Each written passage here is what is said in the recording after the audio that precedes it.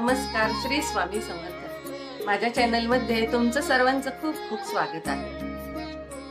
नवीन वर्ष सुरू झालं आहे 2025। या वर्षाचा पहिला सण म्हणजे मकर संक्रांती। 14 जानेवारीला मकर संक्रांती आहे। यंदा संक्रांत कशावर आली आहे, त्या दिवशी कोणत्या रंगाची साडी नेसावी? तर जानेवारी महिन्यात सूर्य मकर राशीत प्रवेश करेल, त्या दिवसाला मकर संक्रांती असं म्हणतात। जाणून घेऊया आपण ही सर्व माहिती। त्यासाठी माझ्या व्हिडिओला लाईक करा आणि माहिती आवडली असेल तर चॅनलला सबस्क्राइब करा। महाराष्ट्रामध्ये मकर संक्रांती हा सण खूप उत्साहात साजरा केला जातो।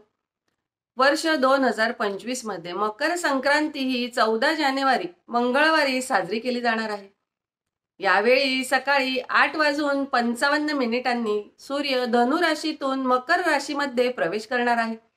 यामुळे 14 जानेवारीला मकर संक्रांती साजरी केली जाणार आहे। या दिवशी गंगा स्नान करणं आणि दान करणं याला खूप विशेष महत्त्व आहे।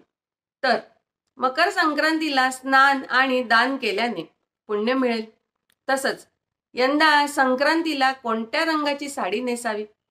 संक्रांत ही एक देवी आहे, म्हणून त्या दिवशी पूजा करणे आणि दान करणे, गंगेमध्ये किंवा पवित्र नदीमध्ये स्नान करण्याचं खूप विशेष असं महत्त्व आहे। काय आहे मकर संक्रांतीचं महत्त्व?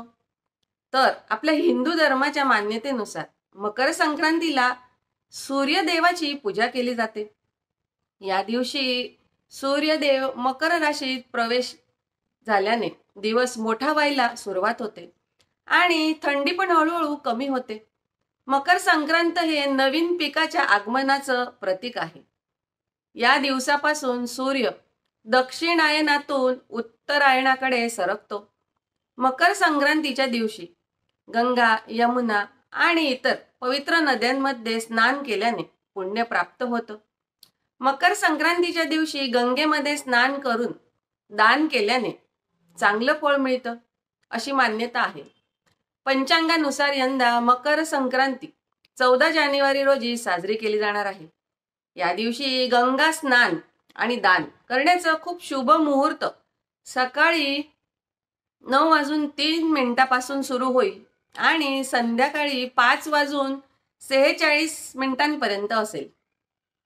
आता कोणत्या रंगाची साडी नेसावी?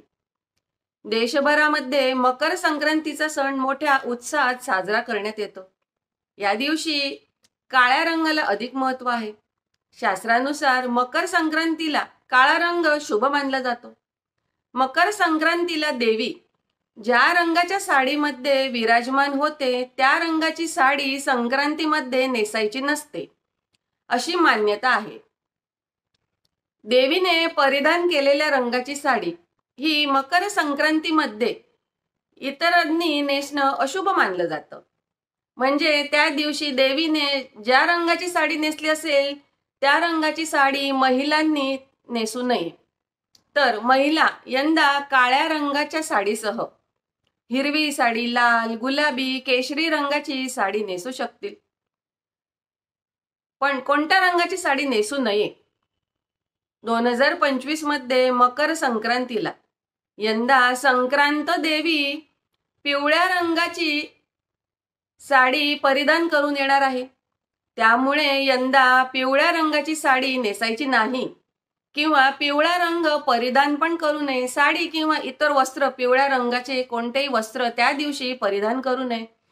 त्याशिवाय मकर संक्रांतीला हिरव्या किंवा लाल रंगाच्या बांगड्या घालाव्या।